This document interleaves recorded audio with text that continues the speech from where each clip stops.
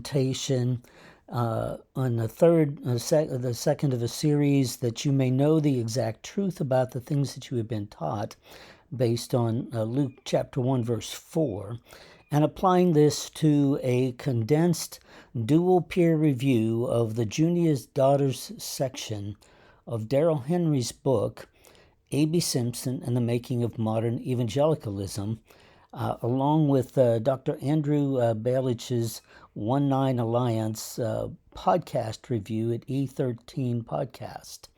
And so this session will be a review of Henry, and trying to make it as brief as possible. I'll have longer presentations as well as a paper that I'm putting together on this. But I want to just give you an overview here. So this is going to be a literary critique, fact-checking, and correcting authorship misattributions, and resulting unfactual claims and conclusions regarding A.B. Simpson's later view of women in ministry.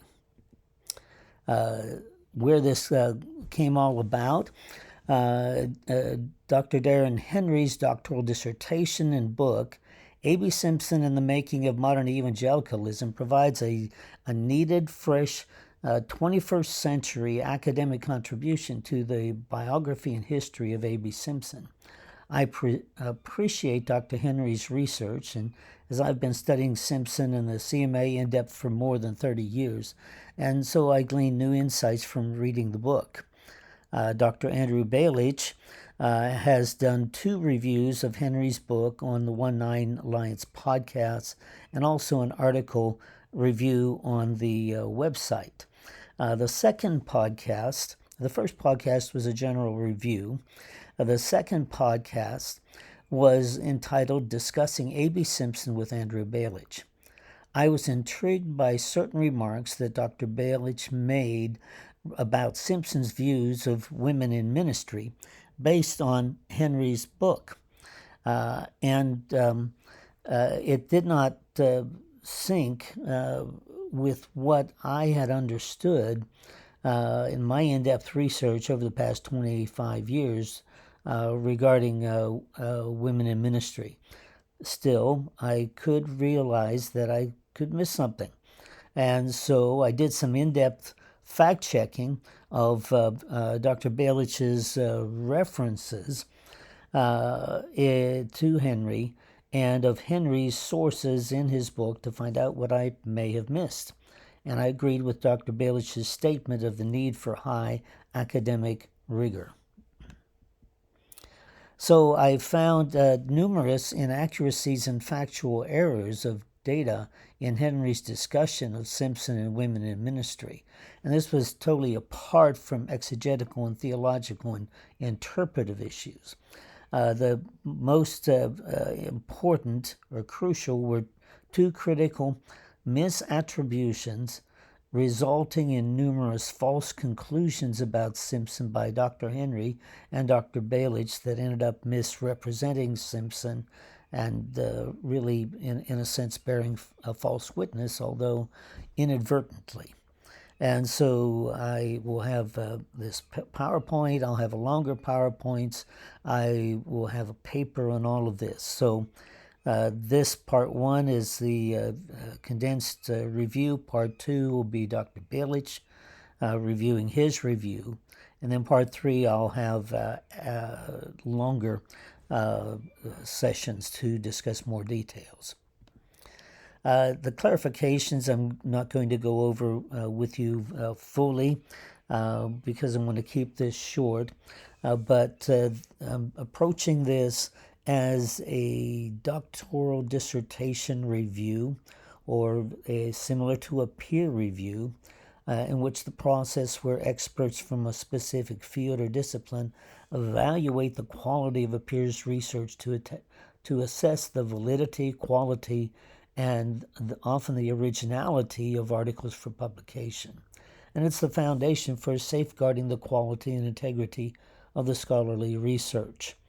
And I do want to also clarify that I appreciate and respect the hard work of young scholars like Dr. Daryn Henry and Dr. Ballitch. And I hope to contribute to refining their research and writing process to avoid the unintentional misattributions and research inaccuracies as found here.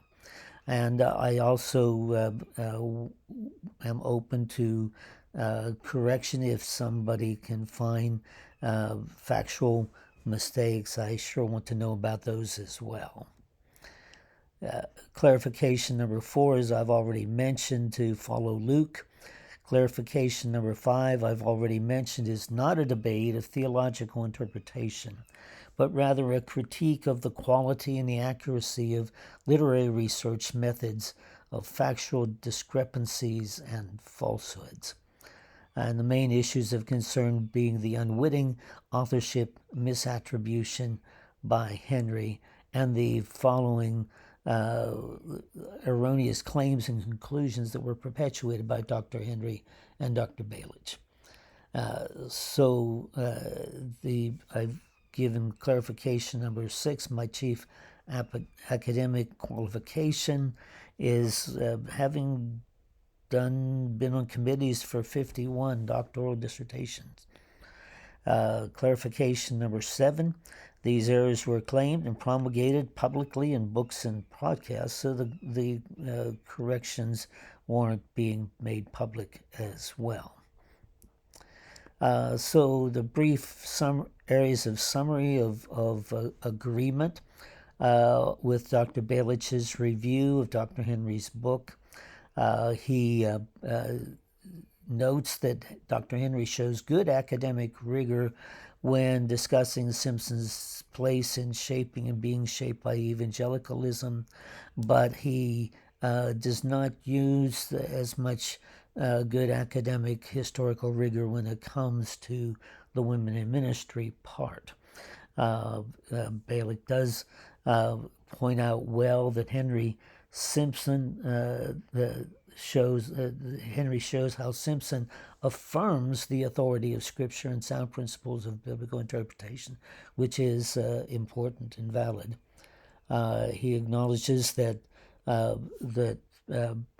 Ballitch acknowledges that Henry's book does not have a lot on women, and I would agree with Ballitch's assessment that Henry didn't treat this section with as much academic rigor as the rest of the book.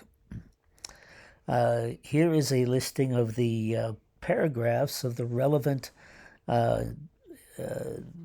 part of chapter 10, the part that's called Junia's Daughters on Women in Ministry, and how it's divided up, and then what I'm concentrating on in the paper and the overview. Now, the major issue is authorship misattribution.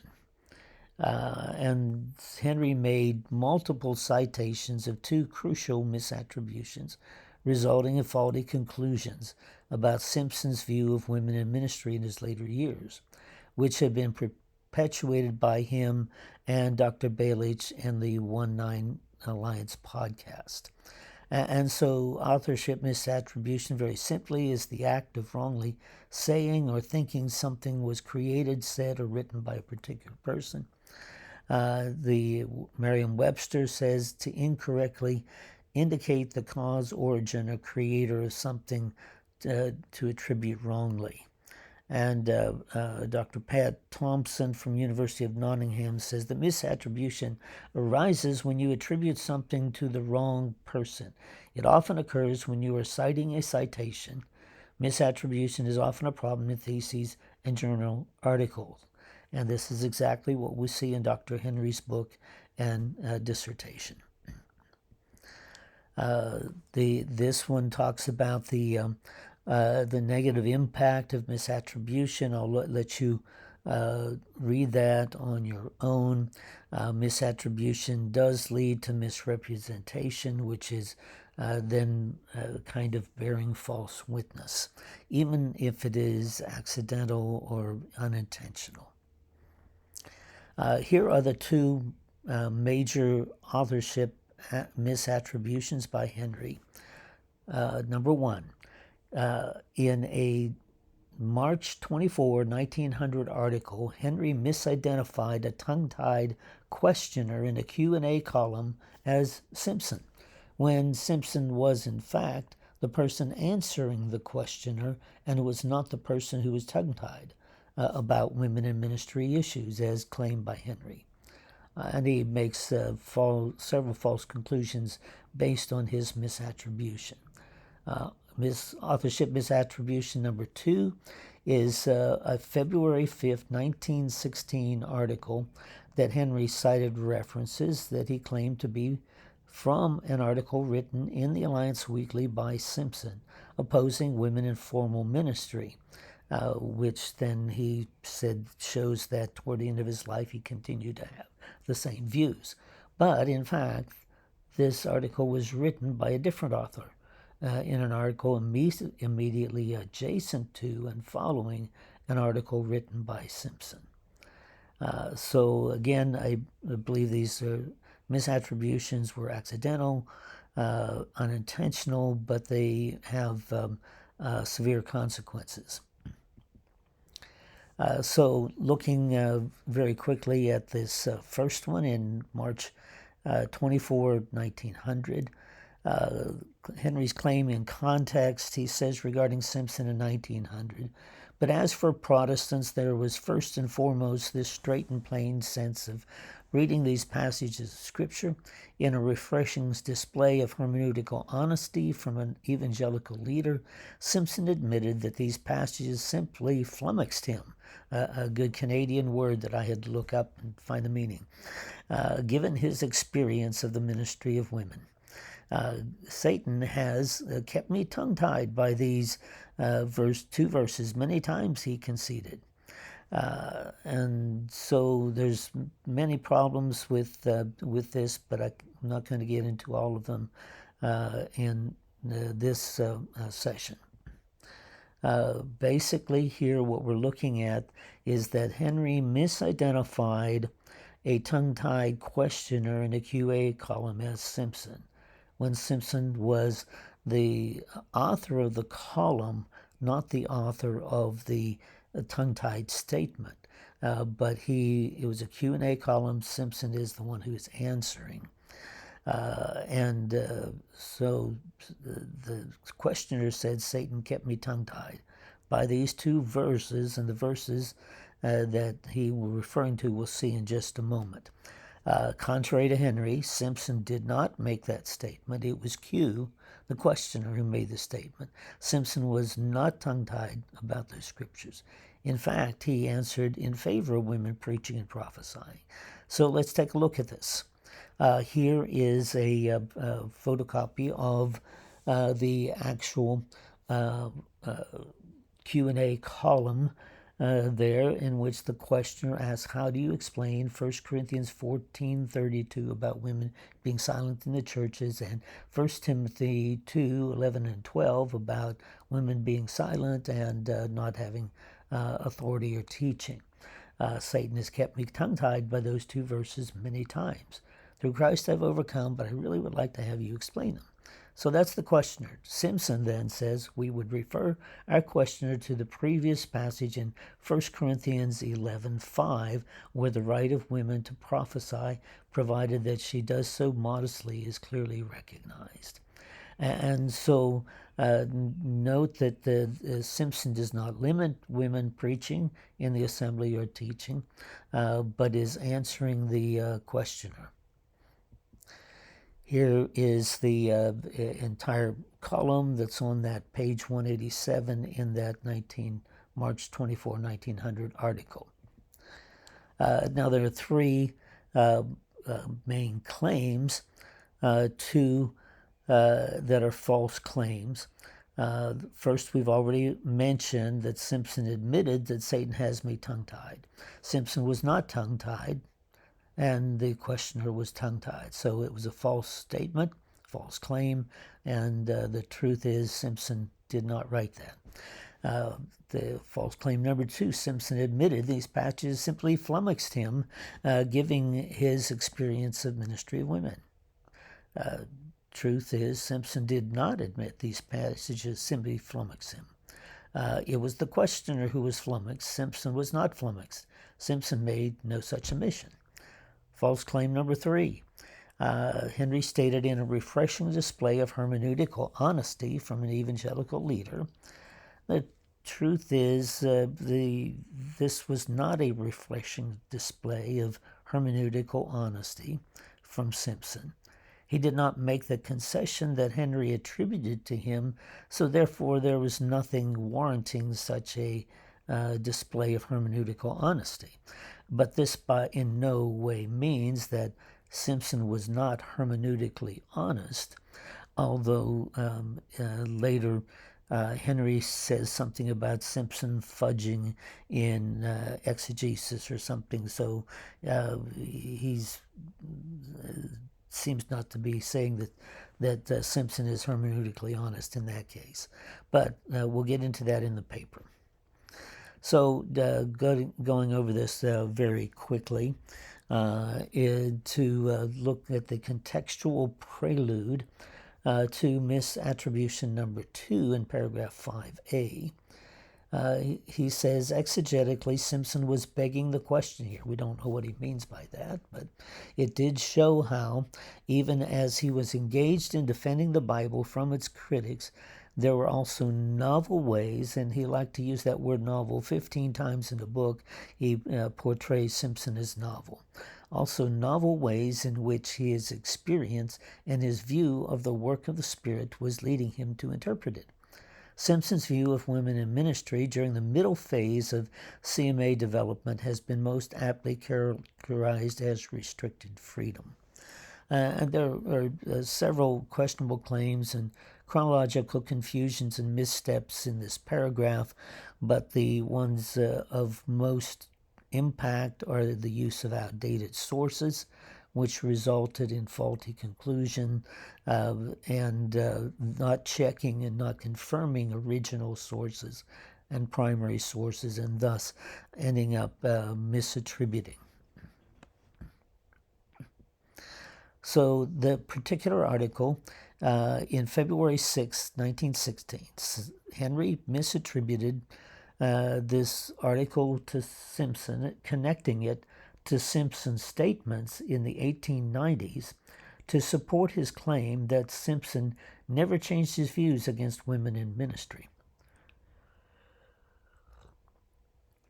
Henry connected claims by Simpson, or statements by Simpson in 1891, 1893 to this article that he supposedly says that Simpson wrote February 5th, 1916, that talks about opposing women in formal ministry, and concluded that Simpson maintained his opposition throughout his ministry.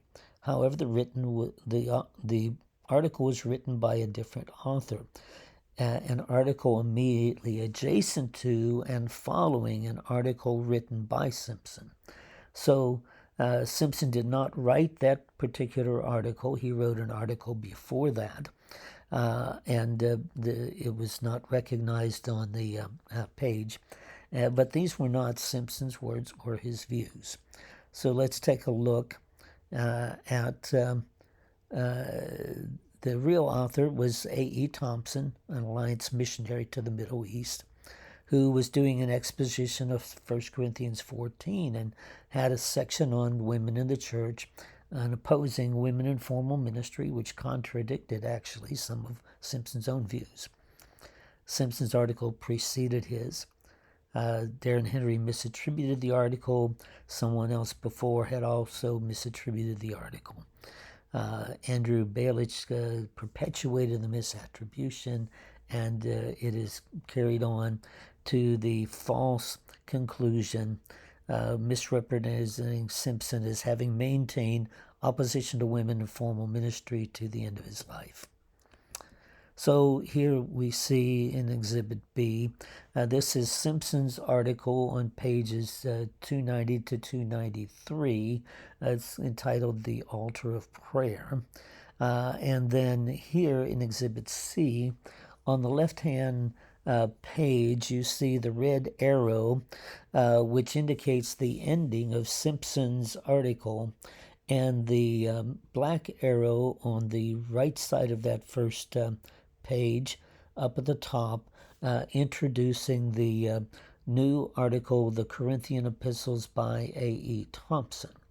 And the references that Henry refers to, thinking they are Simpson, and connecting it to Simpson's 1890s, are found where on the second page, where the arrow down at the bottom left and the arrow at the top right are the phrases or the sentences that he takes to be Simpson's, and says they're basically the same as what he had believed 25 years earlier. So those phrases were, it all hinges on relationships, or to be more explicit, headship. The order is God, Christ, man, woman. It's attributed to Simpson, but it was written by Thompson. Simpson said something like that back in the early 1890s, but not exactly that, and Simpson never said something like that after his statement back in the early 1890s.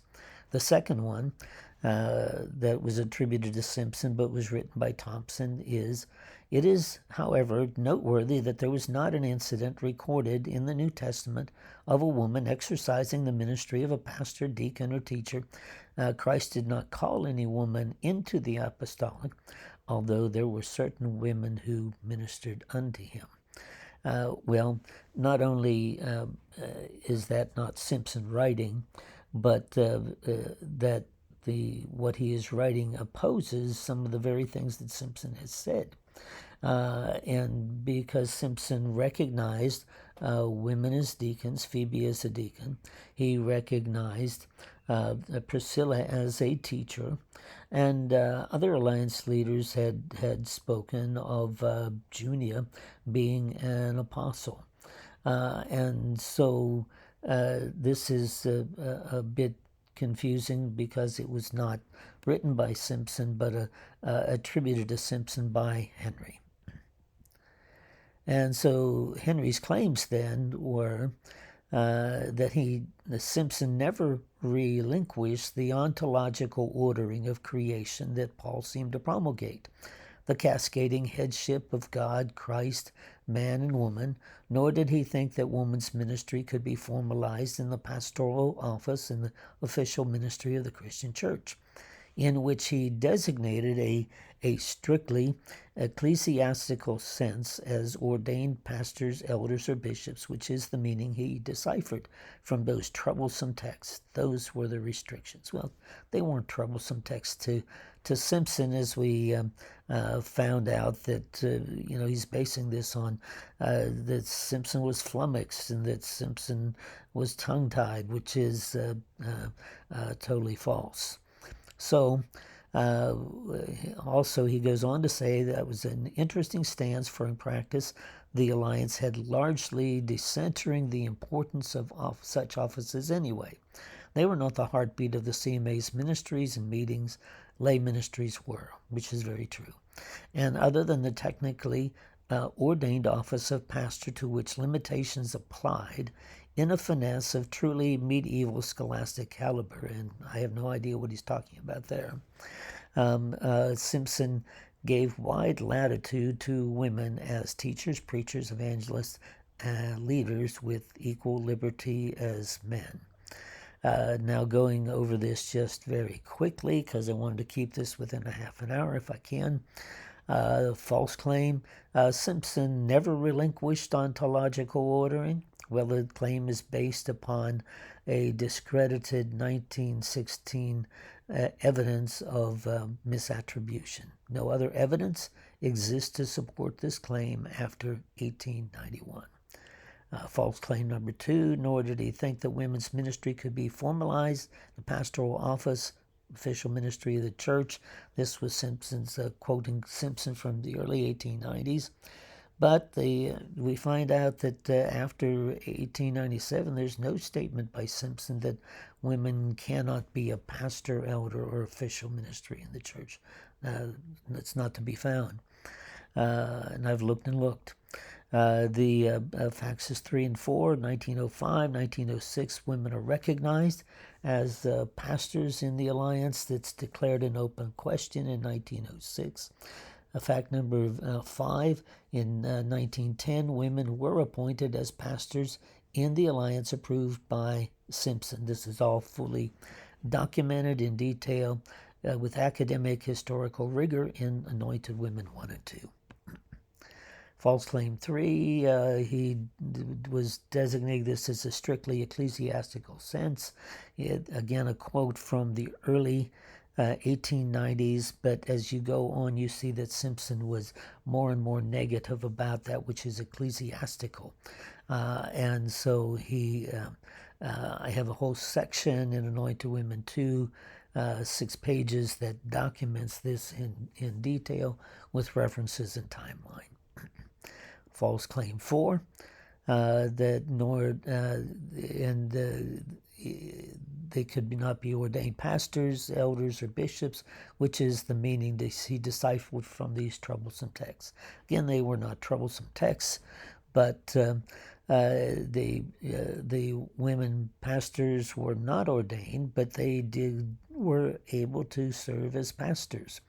But ordained women were accepted into the alliance as missionaries, as evangelists, as pastors, and they could keep their ordination as early as 1899. Simpson, the early alliance, never had bishops, and the alliance doesn't today, except maybe some overseas, but that's not really relevant to the issue. Women as elders was an open question. And women have been verified as elders in alliance documents, again, verified in Anointed Women 1 and 2. False claim number 5. This is other than the technically ordained office of pastor, to which limitations applied, Simpson gave wide latitude toward women as teachers, preachers, evangelist leaders with equal liberty as men. So, this is partially true. And on the ordination of women, just go back to the prior statement and also the prior statement that by 1910, women had equal liberty as pastors, which Henry left off the list there.